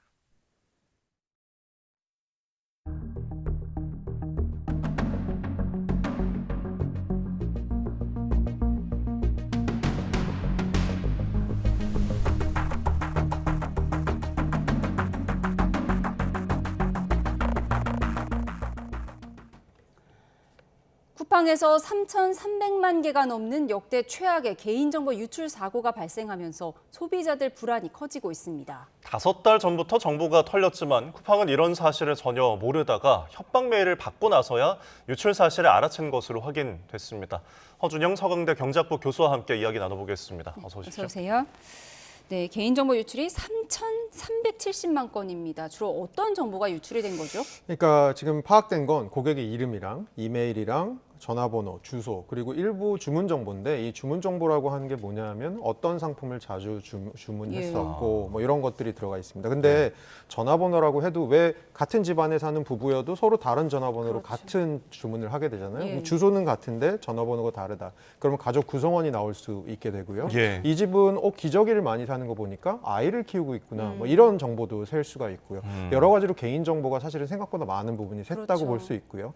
지금 쿠팡 측의 주장 은 신용카드 정보나 결제 정보는 세지 않았다고 하는데 이거 경찰에서는 조사해봐야 한다라고 해서 조사 중입니다. 네, 시민들의 우려 섞인 목소리들을 좀 들어봤는데 쿠팡이란 플랫폼이 어쨌든 굉장히 많은 다수가 이용을 하고 있고 자세한 내용들이 포함되어 있잖아요. 아까 언급한 것처럼 구매 내역 같은 경우에는 뭐 라이프 스타일을 좀 엿볼 수도 있고 공동현관 비밀번호도 좀 적혀 있다 보니까 좀 위험하지 않을까 싶은데요. 그러니까 여러 가지 측면에서 위험할 수 있을 것 같아요. 제일 처음에는 공동현관 비밀번호 같은 경우는 이게 물리적인 위협으로 갈 수 있다. 뭐 스토킹이나 아니면 자택 침입 같은 걸로도 갈 수 있다라는 거. 저희가 공동현관 열고 집에까지 딱 들어가기 전에 누가 있으면 어떡하지라는 무서움 같은 것도 들 수 있을 것 같고요. 그다음에 이제 구매 내역 같은 것을 잘 보면 사실은 비싼 물품을 좀 구매를 자주 한다 그러면 소득 수준 같은 것도 사실은 좀 역산을 해볼 수가 있잖아요. 그러면 요 사람들을 타겟으로 좀 범행을 해야겠다는 생각도 할 수 있을 것 같고요. 한편으로는 저희 스미싱이나 피싱 같은 것들도 충분히 가능할 것 같습니다. 근데 문제는 이 스미싱이나 피싱을 굉장히 맞춤형으로 할 수 있다. 왜냐하면 우리가 불특정 다수를 대상으로 하는 게 아니고 상대방에 대한 정보를 알고 있는 상황에서 예를 들어서 쿠팡에서 뭘 자주 구매했던 사람이면 그런 물건에 대해서 쿠팡에 대해서 이번에 완전히 환불해드리거나 아니면 보상해드립니다. 뭐 이런 맞춤형 스미싱이나 피싱을 하면 사실은 속을 수 있을 확률이 훨씬 높아지잖아요. 그렇게 보면 사실 이 정보 유출이라고 하는 것이 그렇게 간단한 문제는 아닌 것 같습니다. 생활 패턴 유출 를 통한 맞춤형 피싱 생각만 해도 좀 걱정이 되는데요. 쿠팡이 처음 신고할 때는 유출 고객 정보가 4,500개라고 했는데 9일 만에 7,500배가 늘었습니다. 왜 이렇게 차이가 큰 거죠? 아무래도 뭐 조금 사건을 조금 약간 과소평가하거나 조금 그렇게 리포트를 하려고 했던 게 아닐까. 20일 날 쿠팡에서 자체 조사 첫 번째로 나왔을 때 4,500건의 유출이라고 했는데 예. 유출이라는 표현도 안 하고 사실 쿠팡에서는 노출이라는 표현을 썼습니다. 어떤 차이가 있는 거예요? 유출과 노출? 그러니까 저희가 예를 들어 저희 개인 정보가 어떤 창고 안에 있다고 하면, 창고 안에 서랍 안에 있다고 하면 네. 유출은 그 서랍에서 빼서 창고 밖으로 빼내서 누가 갖고 간 게 유출이고요. 예. 노출은 그 창고 안에는 있는데 서랍 밖으로 누군가 쓱 끊어내놔서 예. 밖에서 이렇게 보면 볼 수 있게 하는 게 노출이잖아요. 마치 불가항력적인 느낌을 주는 그렇습니다. 거군요. 그래서 조금 사건을 과소평가하려고 하는 뭐 그런 단어의 사용인 것 같기도 합니다. 예. 그렇게 봤을 때는 이런 측면이 좀 있고요. 그래서 이것이 9일 후에 20일 날 1차 조사 4,500건에서 9일 후에는 이게 3,300만 건이 넘는 말씀하신 대로 7,500배가 부풀려진 거죠. 네, 최근에 뭐 통신사나 카드사의 어떤 개인정보 유출 사건이 자꾸 전해졌는데 SKT가 굉장히 컸잖아요. 그 규모가 이번에 어느 정도인가요? 그러니까 SKT 같은 경우는 휴대전화 번호랑 가입자 식별번호 같은 유심 정보가 유출이 된 게 한 2,300만 명 정도 됩니다. 예. 사실은 휴대전화 안에 저희의 거의 모든 정보가 있다고 하면 사실 휴대전화 정보만 이렇게 노출된 것만 해도 큰데요.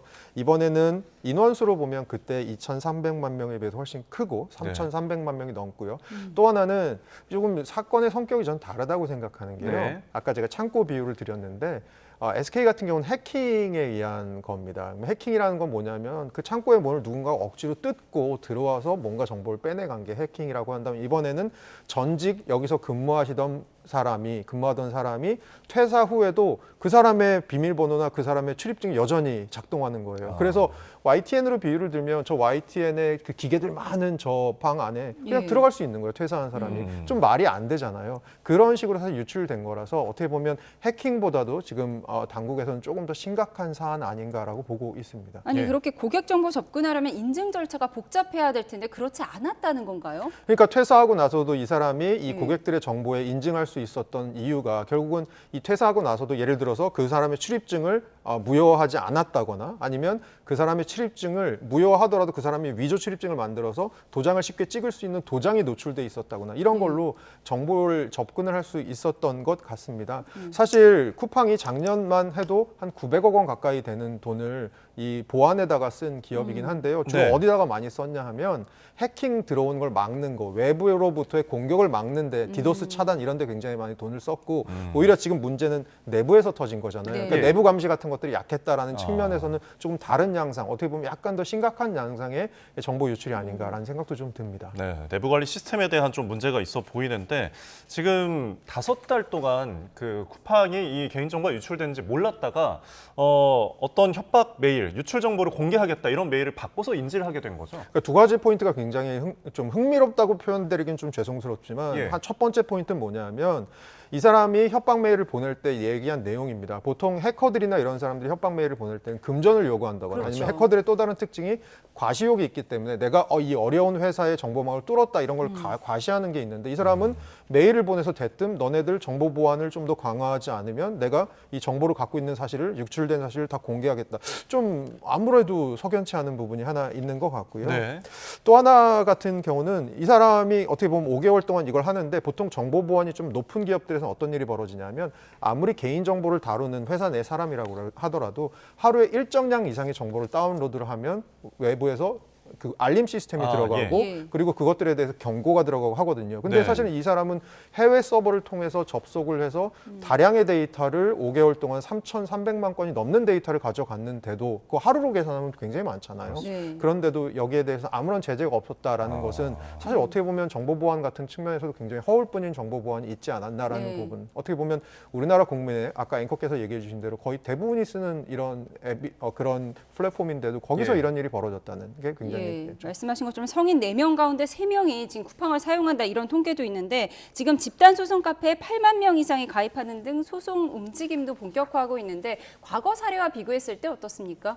과거에도 이런 소송을 했는데 사실 소송 자체가 굉장히 깁니다. 그리고 이 집단 소송이라는 거는 서로 피해를 이게 증명하는 것도 굉장히 힘들고 하기 때문에 좀 소송 자체는 길어질 가능성이 있습니다. 이래서 예. 그 전에도 사실 정부에서도 좀 역할을 해줘야 되는 것이 아니냐. 먼저 정부에서 구제를 해주고 거기에 대해서 그 회사에 대해서 구상권을 청구해야 되는 거 아니냐라는 얘기들이 있었고요. 이번에도 아마 이제 정부가 조금 적극적으로 나서고 있는 것 같습니다. 과기정통부에서도 그렇고요. 예. 그렇게 봤을 때는 아까 말씀드린 것처럼 이전보다 피해 규모가 좀 더 크고 그리고 네. 사실 자기의 정보가 지금 어느 사이버 공간에서 돌아다니고 있을지 모른다는 불안감이라는 건 그렇죠. 너무 사실 크잖아요. 이런 것들에 대해서 좀 정부의 적극적인 역할도 아마 들어가야 될 것으로 보입니다. 지금 뭐 과징금이 수천억이 부과될 수도 있다, 뭐 많게는 1조 원까지도 나올 수 있다, 뭐 이런 관측이 나오고 있는데 일단 지금 보시고 계신 시청자분들께서는 좀 우려되는 점이 계속 있으니까 2차 피해를 막기 위해서 지금 무엇을 해야 할까요? 우선은 쿠팡을 사칭하는 메일들, 쿠팡을 사칭하는 문자 이런 것들에 대해서 그냥 지워버리시고 절대로 클릭하시거나 안 하시는 게 좋을 것 같고요. 예. 쿠팡이 아니더라도 당분간은 모르는 사람에게서 모르는 발신인에게서 온 문자 같은 것들 절대 클릭하시면 이거 예. 랜섬웨어 감염 같은 것을 통해서 본인의 금융정보가 또 뚫릴 수가 있거든요. 그리고 금융정보가 일단 뚫리면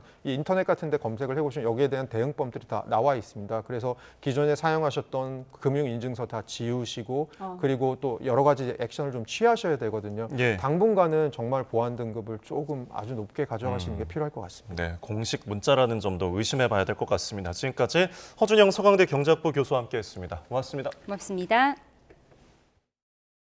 헌정 질서를 지키기 위해 비상계엄을 선포합니다.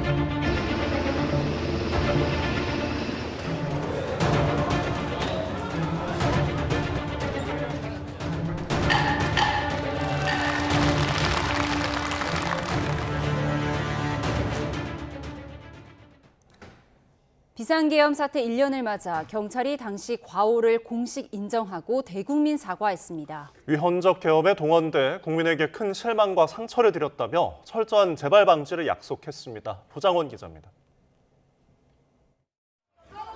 지난해 12월 3일 밤 10시 17분 비상계엄이 선포되고 난 뒤 가장 먼저 움직인 건 경찰이었습니다.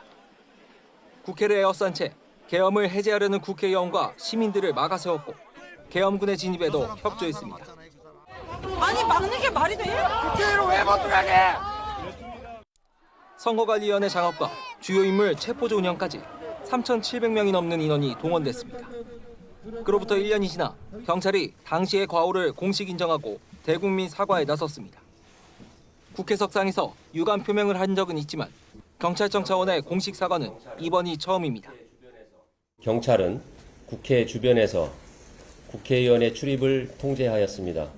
당시 행위는 민주주의와 헌정 질서를 어지럽히고 국민의 일상을 위협한 유재성 경찰청장 직무대행은 국민의 자유와 사회 질서를 지켜야 하는 경찰이 위헌적 계엄에 동원돼 큰 실망과 상처를 줬다며 허리 숙여 사과했습니다.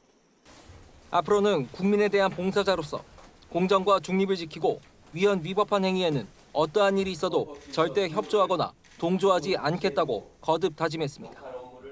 위법, 부당한 지시가 현장에 여과 없이 전달되지 않도록 개선해 나가겠습니다. 경찰 활동 전반에 시민에 의한 통제 장치를 촘촘히 마련하겠습니다. 윤석열 전 대통령 지시로 계엄 당일 국회 봉쇄를 주도한 조지호 경찰청장과 김봉식 전 서울경찰청장은 현재 내란 주요 임무 종사 혐의로 재판을 받고 있습니다. 이 밖에 국회 통제나 체포조 투입 등에 관여한 인사들은 처벌은 피했지만 정부가 출범한 헌법 존중 정부혁신 태스크포스의 집중 점검 대상에 오르며 대대적인 조사를 앞두고 있습니다. YTN 부장원입니다. 내란 특검이 윤석열 전 대통령 외환 혐의 사건 재판부에 추가 구속영장 발부를 요청한 것으로 파악됐습니다. 서울중앙지방법원은 오늘 윤 전 대통령 일반 이적 혐의 사건 1차 공판 준비기를 열었습니다. 재판부는 특검의 요청에 따라 오는 23일 오후 윤 전 대통령 구속에 대한 의견을 듣는 신문기일을 진행하겠다고 밝혔습니다. 특검은 김영현 전 국방부 장관, 여인영 전 국군 방첩사령관에 대한 구속영장 발부도 요청했는데 이들에 대한 신문은 오는 12일과 16일 각각 진행될 예정입니다.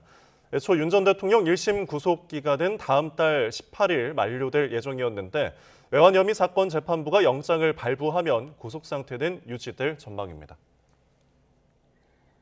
비상계엄 관련 내란 외환 의혹을 수사하는 조은석 특검팀이 오는 14일 활동을 종료합니다. 윤석열 전 대통령과 이상민 전 행정안전부 장관 등을 주요 인물들을 구속할 때마다 수사에 탄력을 받았는데 국민의힘 추경호 의원의 구속 여부가 막판 분수령이 될 전망입니다. 조성우 기자입니다.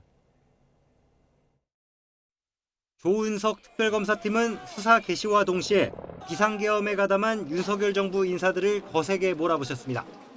구속기간 만료를 앞둔 김용현 전 국방부 장관을 재구속했고 법원의 구속 취소 결정으로 풀려나 있던 윤석열 전 대통령 신병을 다시 확보하면서 수사가 탄력받았습니다. 석방 4개월 만에 다시 구속기로 놓이게 됐는데 심경 어떠세요? 오늘 직접 발언하실 예정이실까요? 언론사 단전 단수를 지시한 혐의로 이상민 전 행정안전부 장관도 구속했습니다. 내란 중요임무 종사 혐의로 재판에 넘겼습니다. 언론사 단전 단수 지시 정말 없었나요? 내란 가담했다는 특검 주장은 어떻게 좀 생각하십니까? 한덕수 전 국무총리에 대해선 두 차례 소환 조사 끝에 내란 방조 혐의로 구속을 시도했지만 실패하면서 동력이 한풀 꺾였습니다. 구속영장 기각 예상하셨나요? 영장 재청구 없이 불구속 재판에 넘겼고 최근 징역 15년을 구형했습니다. 계엄을 국회에 알리지 않은 혐의 등으로 조태용 전 국가정보원장 신병을 확보했지만 내란 후속 조치에 나선 혐의를 받는 박성재 전 법무부 장관 구속영장은 두 차례 기각되면서 부침을 겪었습니다. 다만 기존 혐의와 별도로 박 전 장관이 김건희 씨와 검찰 수사를 두고 연락을 주고받은 것과 관련해 추가 혐의점을 들여다보고 있습니다. 평양 무인기 투입 작전과 관련해선 윤 전 대통령과 김용현 전 장관 등을 일반 이적죄 등으로 재판에 넘겼습니다. 수사 막바지엔 국민의힘 추경호 전 원내대표의 계엄 해제 결의안 표결 방해 의혹을 규명하는 데 주력해왔습니다. 추 전 원내대표 구속 여부가 오는 14일 활동 종료를 앞둔 특검에 마지막 동력을 가늠할 중요 분수령이 될 전망입니다. YTN 조성호입니다. 12.3 비상계엄은 이재명 대통령과 윤석열 전 대통령 두 사람의 운명도 극적으로 바꿔놨습니다. 사법 리스크로 정치 생명이 위태롭던 이재명 대통령은 행정부 수반에 올랐고 권좌했던 윤석열 전 대통령은 피고인으로 법의 심판을 기다리고 있습니다. 조은지 기자입니다. 3년 전 희비를 가른 건 단 0.73%포인트, 헌정사상 최소 득표율 차이로 9개월 차 정치 신인은 대통령이 됐습니다. 밤이 아주 길었습니다. 그동안의 응원 감사드립니다. 네, 고맙습니다. 패장들이 숨고르던 관례를 깨고 이재명 대통령은 대선 석 달 만에 보궐선거에서 금배지를 달았고 곧바로 거대 야당의 간판이 됐습니다. 대한민국의 새로운 희망을 만들라는 지상 명령이라고 생각합니다. 대통령과 제1야당 수장으로 다시 만난 두 사람은 정치 실종, 파행정국으로 표현될 만큼 내내 냉랭했습니다. 의석수를 앞세운 민주당은 합의 없는 법안들을 단독 표결 처리했고 그때마다 대통령은 이를 돌려보냈습니다. 이 대통령의 1호 공약 양곡관리법을 윤 전 대통령이 1호 거부권으로 응답한 게 상징적인 장면입니다. 전형적인 포퓰리즘 법안입니다. 매우 유감스럽게 생각합니다. 지금 현재 정부 여당의 태도는 야당이 하는 국정을 발목을 잡고 있습니다. 윤석열 정부 출범 무려 720일 만에 겨우 영수회담이 성사됐지만 별소득 없이 어색한 분위기만 고스란히 노출됐습니다. 이 사이 대통령 시정연설을 헌정사상 처음으로 야당이 보이콧했고 이듬해엔 대통령이 시정연설을 거부하는 등 악순환이 이어졌습니다. 급기야 지난해 12월 3일 윤 전 대통령은 국회가 입법 독재로 체제 전복을 기도한다면서 충격의 비상계엄을 선포했습니다. 탄핵과 특검, 야당 대표의 방탄으로 국정이 마비 상태에 있습니다. 지금 우리 국회는 범죄자 집단의 소굴이 되었고 혼란한 밤, 이 대통령은 거대 야권을 이끌고 계엄과 탄핵 정국을 안정적으로 진두지휘했습니다. 국민 여러분, 지금 국회로 와주십시오. 지금 이 순간부터 윤석열 대통령은 대한민국 대통령이 아닙니다. 질서 있는 퇴진을 거부하고 이른바 한남산성에서 버티던 윤 전 대통령이 파면돼 구치소에 들어간 사이 이 대통령은 빛의 혁명, 내란 청산을 외치며 대한민국 21대 대통령에 등극했습니다. 국민이 맡긴 총칼로 국민 주권을 빼앗는 내란은 이제 다시는 재발해서는 안 됩니다. 각종 사법 리스크로 정치 생명이 위태로웠던 이재명 대통령은 행정부 수반에 올랐고 3년 전 짜릿한 어퍼컷의 승자는 내란 재판 피고인으로 법의 심판을 기다리고 있습니다. 1년 전 계엄은 이처럼 두 정치인의 운명도 대한민국 현대사도 극적으로 바꿨습니다. YTN 조은지입니다. 12월 시작과 함께 이번 주는 추위가 점점 강해지겠습니다. 내일부터는 영하권 추위가 찾아오겠고 글피에는 첫눈이 내릴 가능성도 있습니다. 취재기자 연결해 자세히 들어보겠습니다. 김민경 기자, 어제는 따뜻하더니 오늘은 다시 추워졌는데요. 기온이 얼마나 떨어졌습니까? 네, 오늘 서울의 아침 기온은 3.7도, 낮 기온은 9.2도로 아침과 낮 모두 어제보다 5도가량 낮아졌습니다. 평년 이맘때와 비교하면 3, 4도 높은 수준입니다. 하지만 찬바람이 강해지면서 오늘 낮부터는 체감온도가 서서히 낮아지겠습니다. 특히 이번 추위는 주 중반까지 점차 더 강해질 전망인데요. 북쪽 상층에서 영하 30도 안팎의 찬 공기가 남하하며 내일은 오늘보다 기온이 5도 안팎으로 떨어져 서울 아침 기온이 영하 1도까지 내려가겠습니다. 모레는 영하 7도, 목요일인 글피는 영하 8도까지 떨어지고 체감온도는 무려 영하 11도까지 곤두박질할 걸로 보입니다. 서해안에는 눈 예보도 있습니다. 북서쪽에서 내려오는 찬 공기가 상대적으로 따뜻한 서해를 지나면 해수면에서 열과 수증기를 공급받아 눈구름이 발달하게 되는데요. 내일 밤부터 모레까지 제주 산간에는 최대 10cm, 충남 서해안과 호남 서해안에도 3에서 8cm의 눈이 내려 쌓일 걸로 보입니다. 이번 눈은 습기를 잔뜩 머금은 습설입니다. 무거운 눈인 만큼 비닐하우스나 약한 구조물은 붕괴 피해 없도록 미리 대비가 필요합니다. 아직은 변동성이 크지만 글피 오후에는 서울에도 첫눈이 내릴 가능성이 있습니다. 네, 미세먼지 상황도 알아보겠습니다. 아침보다는 공기가 깨끗해진 것 같은데요. 아직 나쁨 수준인 곳이 있다고요? 네, 현재 부산은 초미세먼지와 미세먼지 농도가 모두 나쁨 수준입니다. 반면 오전에 공기질이 좋지 않았던 전북과 경북, 제주 지역은 지금 보통 수준으로 회복했습니다. 전북과 경남 함양, 거창에 내려졌던 초미세먼지와 미세먼지주의보도 모두 해제됐습니다. 어제 내몽골고원 부근에서 발원한 황사와 스모그가 들어오면서 대부분 지역의 미세먼지 농도가 높아졌지만 청정한 북서풍이 불면서 대기질이 점차 개선되고 있는데요. 국립환경과학원은 부산의 대기질도 곧 개선돼 당분간 맑은 공기가 이어질 걸로 전망했습니다. 지금까지 과학기상부에서 YTN 김민경입니다. 네, 강훈식 대통령실 비서실장이 오늘 수석보좌관 회의를 주재했는데요. 관련 브리핑이 대통령실에서 진행되고 있습니다. 현장 보시죠. 네, 안녕하십니까. 전운수 부대변인입니다. 강훈식 비서실장은 오늘 비서실장 주재 수석보좌관 회의에서 개인정보 보호, 국유재산 활용, 체육계 폭력 근절, 외국인 계절 근로자 인권 보호 등 최근 잇따라 드러난 사회적 문제와 관련하여 다음과 같이 관련 비서관실에 지시했습니다. 먼저 강 비서실장은 쿠팡에서 약 3,370만 개 계정의 개인정보가 유출된 사안을 언급하며 2021년 이후 4차례나 반복된 사고는 우리 사회 전체의 개인정보 보호 체계의 구조적 허점이 있음을 보여준다고 지적했습니다. 이어 AI 전환으로 데이터가 기업 경쟁력의 핵심이 된 시대에 겉으로는 가장 엄격한 보호 조치를 내세우면서도 정작 실제 관리 체계는 뒷문이 열려있는 형국이라고 말하며 과기정통부와 개인정보보호위원회의 근본적인 제도 보완, 현장 점검 체계 재정비, 기업 보안 역량 강화 지원책 등을 신속히 보고해달라고 지시했습니다. 또한 징벌적 손해배상 제도가 사실상 작동하지 않고 있는 현실은 대규모 유출 사고를 막는 데 한계가 있다며 기업의 책임이 명백한 경우 제도가 실효성 있게 작동할 수 있도록 개선 방안을 검토하라고 주문했습니다.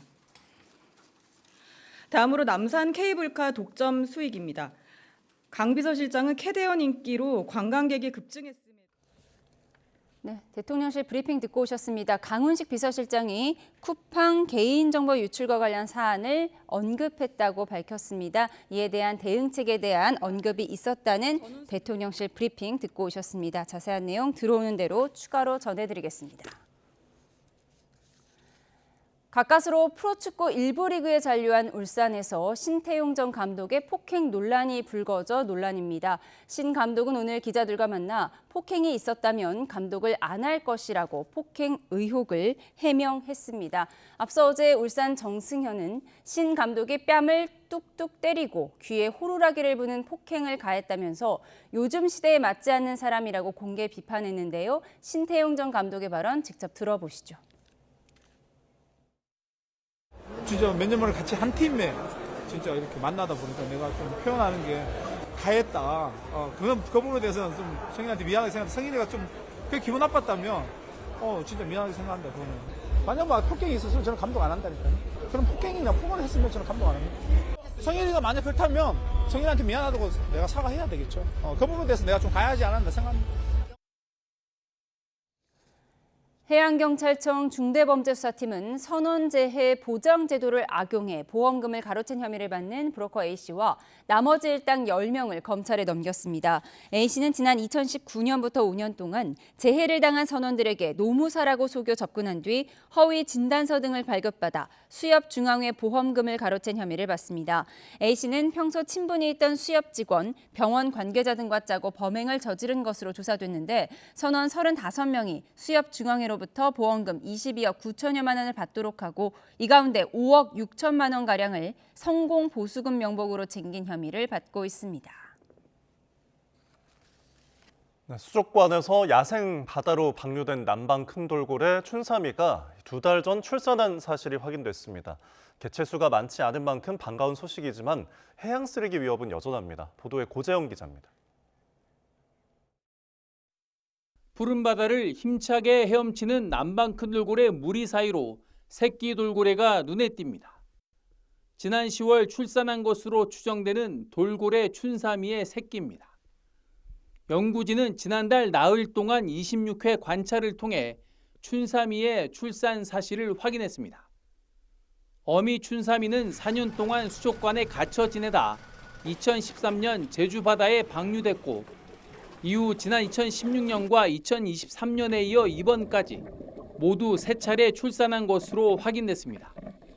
수족관에 갇혀있던 돌고래가 자연 상태에서 출산하는 건 보기 드문 사례입니다. 세계적인 그런 사례도 좀 찾아보기 힘들지만 이렇게 수족관에 갇혀 있다가 야생에 방류돼서 이렇게 출산한다는 게 그렇게 쉽지 않은 일이라서 되게 좀 고무적인 일인데 제주 연안에만 서식하는 보호종 남방 큰 돌고래의 개체수는 100여 마리. 이번 출산은 개체 보존에도 중요한 의미를 가집니다. 하지만 해양 쓰레기에 걸려 희생되는 새끼 돌고래의 사례가 많아 우려됩니다. 해양 쓰레기가 많이 떠다니고 이런 것들을 진짜 어떻게 잘 피해서 얘들이 생활할 수 있는지가 가장 큰 관건인데 사실은 얘들이 피해 다니는 것보다는 우리가 이제 그런 해양 쓰레기를 잘 수거를 하고 이런 상황에서 남방 큰 돌고래를 국내 1호 생태법인으로 지정해 법적으로 바다를 깨끗하게 지켜달라고 요구할 수 있는 근거를 마련하자는 주장이 힘을 얻고 있습니다. 돌고래가 사는 환경을 더 철저하게 보호할 수 있게 돼 새끼 돌고래들이 쓰레기 걱정 없이 살아갈 수 있을 것으로 기대됩니다. YTN 고재영입니다. 그룹 스트레이키즈가 새 앨범 두잇으로 미국 빌보드 200에서 앨범 8장 연속 1위를 달성했습니다. 스트레이키즈는 2000년 이후 활동한 그룹 가운데 빌보드 200 최다 1위라는 자신들의 기록을 스스로 갈아치웠습니다. 김승환 기자입니다.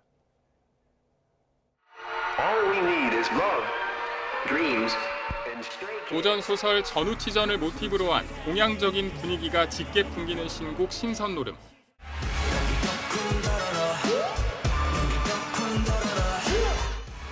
스트레이키즈는 이 곡이 실린 새 앨범 두잇으로 빌보드 200에서 앨범 8장 연속 1위를 차지했습니다. 2022년 오디너리를 시작으로 발표한 앨범 모두 이 차트 정상에 오른 겁니다. 테일러 스위프트처럼 통산 1위 앨범 수가 더 많은 솔로 아티스트도 있지만 그룹만 놓고 보면 스트레이키즈가 2000년 이후 최다 기록을 갖고 있습니다. 빌보드는 21세기 그룹 가운데 빌보드 200 최다 1위 기록을 다시 썼다고 설명했습니다. 요즘 말로는 마라맛, 매운맛 같은 초지일관, 굉장히 한국적인 김승돌 같은 콘셉트를 이어감으로써 기존의 글로벌 K-팝 밴드들이 K-팝에 열광했던 부분들을 2018년 데뷔한 스트레이키즈는 그룹 내 프로듀싱 팀 스리라차가 이번 앨범 전곡 작업에 참여해 특유의 색깔을 보여줬습니다. 약 8년 정도의 시간 동안 항상 같은 마음으로 같은 자리에서 저희 곁에 스테이 해주셔서 너무너무 감사드리고요. 지금까지 빌보드 200에서 1위를 차지한 비영어권 앨범 30장 가운데 한국어 앨범은 20장. 대중음악 주류 시장에서 K-팝 가수들의 존재감은 압도적입니다. 완성도와 개성으로 무장한 K-팝은 글로벌 음악사의 흐름을 바꾸고 있습니다. YTN 김승환입니다. 연말연시 온정을 모으는 기부운동인 사랑의 온도탑이 올해도 서울 광화문 광장에 세워졌습니다. 보건복지부가 후원하고 사회복지공동모금회가 주관하는 희망 2026 나눔 캠페인은 오늘부터 시작해 내년 1월 31일까지 62일간 진행됩니다. 모금 목표액은 4,500억 원으로 캠페인 기간 광화문 광장을 비롯해 전국 17곳에 사랑의 온도탑이 운영됩니다. 사랑의 온도탑은 목표액의 1%가 모일 때마다 온도가 1도씩 올라가 100도가 되면 모금 목표를 달성하는 방식입니다.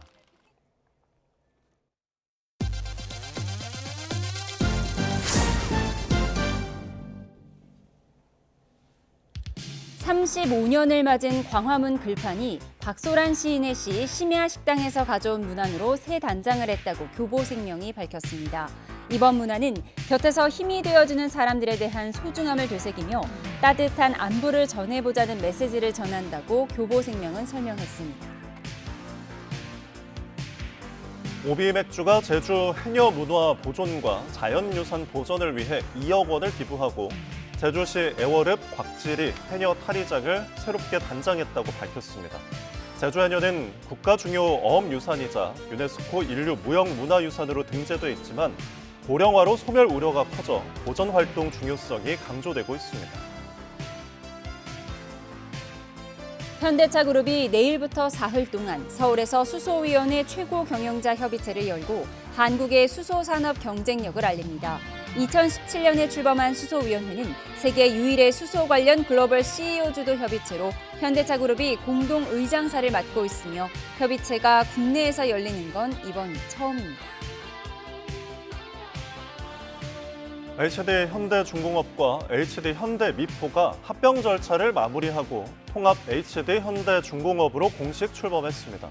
HD 현대중공업은 오는 2035년 매출 37조 원을 달성해 세계 1위 조선업체로서의 위상을 공고히 하겠다는 목표를 밝혔습니다.